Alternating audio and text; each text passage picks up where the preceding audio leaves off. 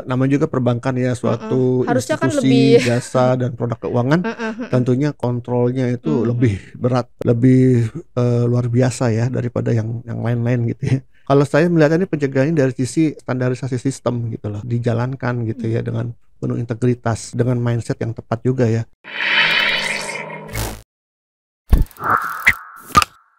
Halo teman-teman, kembali lagi dengan saya Aisyah di YouTube channel Coaching for Business. Wah teman-teman, gimana nih kabarnya? Kembali lagi di channel YouTube ini. Hari ini kita mau bahas nih teman-teman mengenai BSI, berita-berita yang belum lama ini viral. Kita akan bahas mengenai kenapa sih itu bisa terjadi dan apa dampak atau efek yang akan terjadi di perusahaan tersebut. Nah sekarang kita sudah bersama Coach Aditya Amijaya nih yang ingin membagikan ilmu barunya lagi. Kita sapa dulu yuk coachnya. Halo Coach Adit. Halo Aisyah, apa Halo Coach, kabar? baik Coach Adit gimana kabarnya? Alhamdulillah baik. Aku mau nanya dulu nih, Coach Adit udah denger belum sih berita-berita yang Bank BSI itu? Iya, Udah. sudah. Iya itu kan dengar-dengar kan kabarnya gitu ya Coach Adit ya, datanya itu diambil gitu ya Coach ya. Mhm, Nah itu sempat bermasalah juga tuh dan ada kehilangan uang nasabahnya ratusan mhm, juta mhm, dan sempat servernya down dan lain-lain tuh bermasalah. mhm, Jadi orang-orang pada panik gitu ya Coach ya mhm. dan memindahkan uangnya. Itu kenapa hal itu bisa terjadi ya Coach ya? Wah kalau nanya kenapa ya, Mhm. ini ya banyak jawabannya ya. Mhm mhm. Eee, Sebetulnya saya itu kan ada prosesnya namanya apa ya, kalau sekarang tuh ada istilahnya namanya ransomware ya. Apa itu Coach Adit? Ransom itu kan tebusan ya.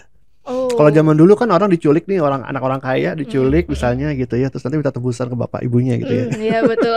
Terus supaya anaknya dibebasin lagi. Mhm mhm. Jadi dulu yang diculik manusia, sekarang yang diculik data gitu. Data, jadi data aja bisa diculik ya Coach Iya, ya, jadi bukan manusia ada lagi. orang bikin suatu aplikasi atau suatu virus gitu Mhm ya, mhm. yang semacam virus lah, yang bisa apa ya, menculik data-data gitu. Dalam hal Mmm. ini data-data nasabah ya, Mmm, mhm. di bank gitu kan. Diculik, diculiknya kalau orang kan dulu diculiknya apa, ditaruh di gudang atau di mana, diikat Iya, gitu ya. diiket. Kalau kalau ini dienkripsi datanya gitu.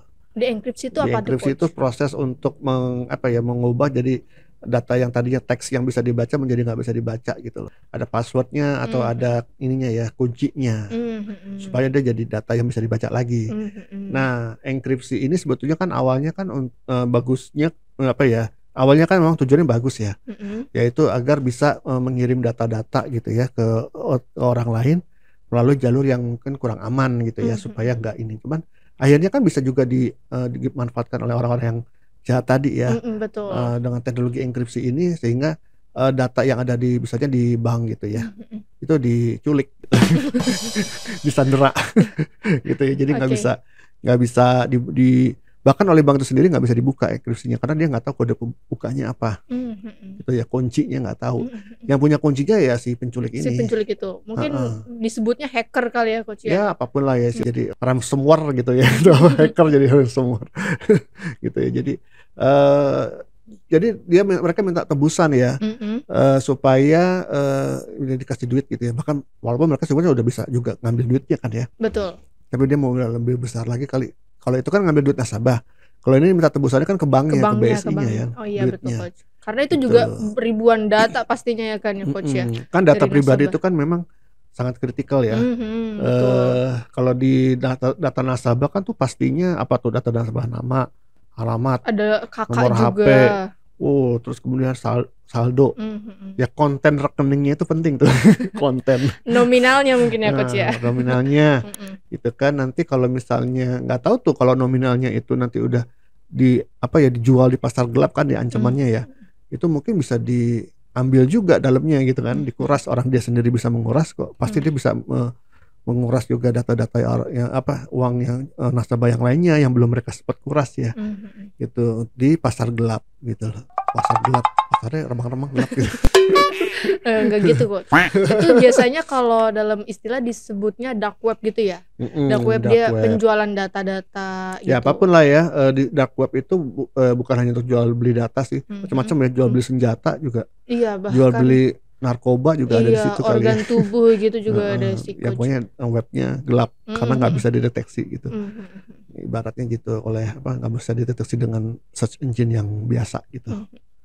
Nah Coach, terus bagaimana sih ini kan berarti, bisa dibilang dari tim IT-nya itu kebobolan atau gimana gitu ya Coach ya? Iya, jadi namanya juga perbankan ya, Heeh, suatu harusnya kan institusi lebih jasa dan produk keuangan, heeh heeh, tentunya kontrolnya itu mhm, lebih berat, lebih porsi kontrolnya mhm, itu harus lebih, luar biasa ya daripada yang lain-lain gitu ya.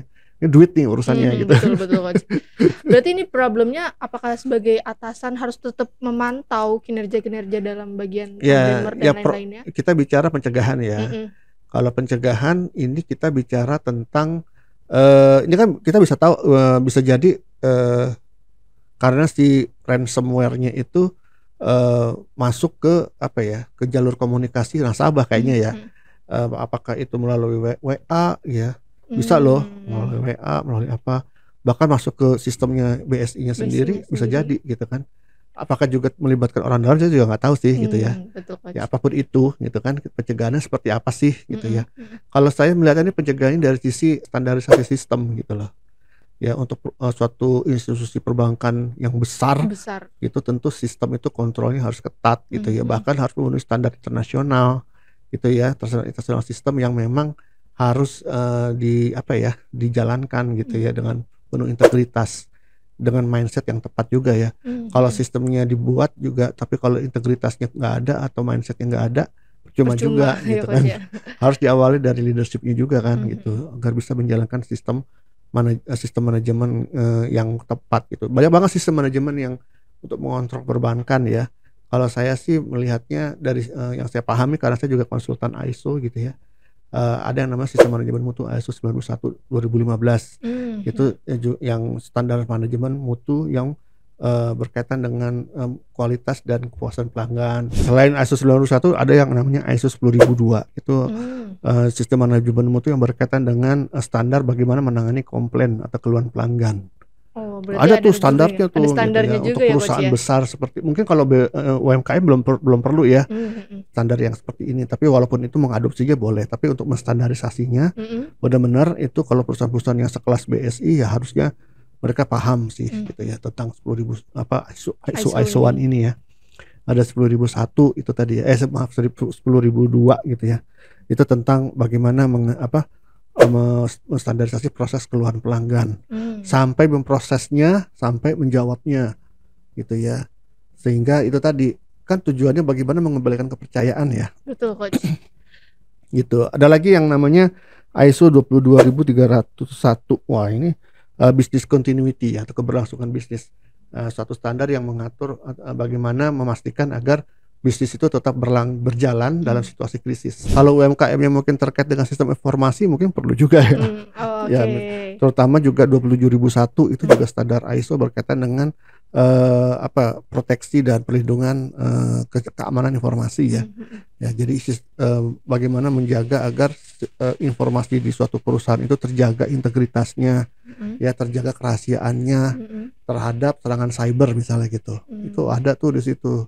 Kemudian lagi yang, ISO terakhir 31.000 itu mhm, terkait dengan manajemen risiko, bagaimana apa ya, standar-standar bagaimana melakukan manajemen risiko gitu ya. Karena perbankan ini juga kan termasuk jenis, institusi yang berisiko tinggi gitu ya. betul betul Coach, Nah itu semua itu harus riskan, diterapkan sih kalau menurut saya ya, dan oke, saya rasa perusahaan selevel BSI tahu jadi tahu ya standar-standar Coach ini? ini gitu Oh ya. oke, Tinggal bagaimana menjalankannya secara integritas tadi ya, bukan betul, hanya sekedar pada sertifikat gitu loh.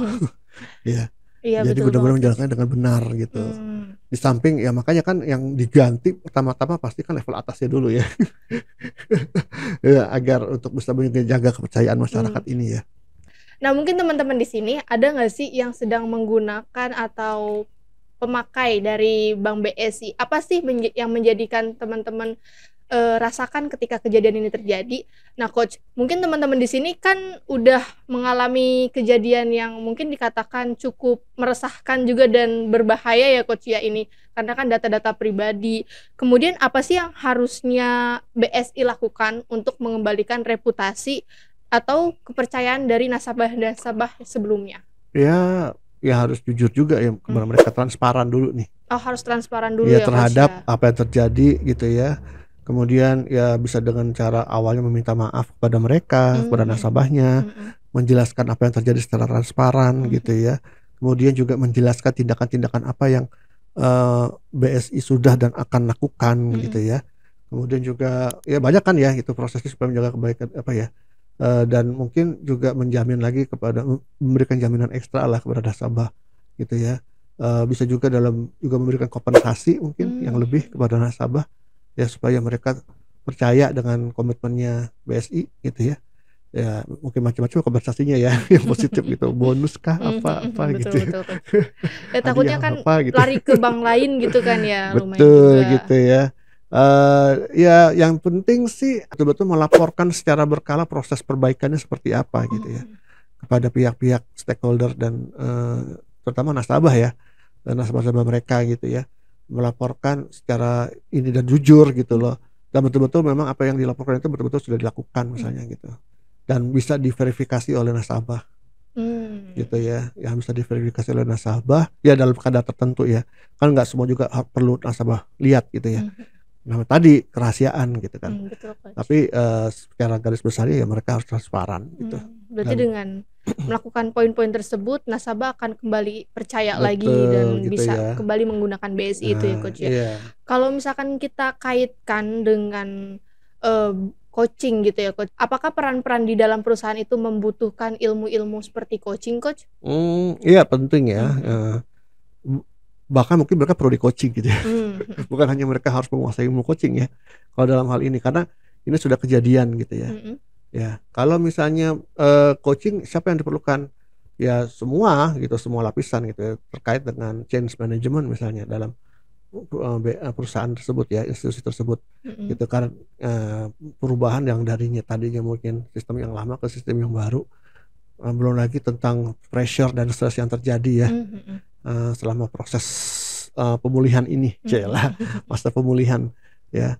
Pemulihan dari sisi sistemnya dan kepercayaan nasabah itu kan perlu coaching yang betul-betul membantu ya, Mhm. kepada level atas sampai menengah dan bawah gitu justru gitu ya. Jadi, memang sih skill coaching juga diperlukan oleh para Diperlukan ya Coach ya. leaders mereka ya untuk, bisa, apa ya, terutama bisa apa ya, menggunakan gaya bahasa yang lebih apa ya, lebih baik lagi gitu ya Mhm. kepada timnya dan kepada nasabah gitu. Cuman, kalau ini kan sepertinya kan remedial ya, Mhm. jadi harus coaching Betul betul-betul betul. ya. Oke. Ya coaching itu bagian dari project change management yang besar gitu ya, yang tadi saya katakan mereka harus mengimplementasikan berbagai standar-standar, sistem manajemen mutu dan, tadi ya keamanan informasi gitu loh, Betul Coach. yang betul-betul itu mereka harus jalankan gitu loh, dan itu butuh proses yang benar-benar ini. Tapi kan ini nggak bisa dan, harus ada jangka waktu yang ini ya, perlu jangka waktu yang jelas dan cepat kalau bisa gitu. Nggak bisa instan gitu ya Coach ya? Memang nggak bisa instan, tapi harus cepat nih sekarang gitu. Harus cepat. Karena ya bagaimana, apa nasabah disuruh nunggu sampai tahun depan gitu? Nggak mungkin sepertinya Coach, Iya kan? kelamaan.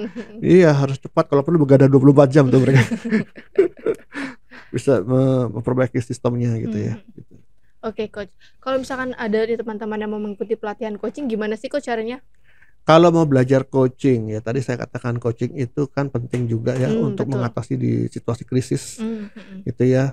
Karena mengatasi situasi krisis bukan sistemnya aja yang dibenerin tapi manusianya ya, mindset-nya, emosinya, segala macam. Itu penting gitu ya.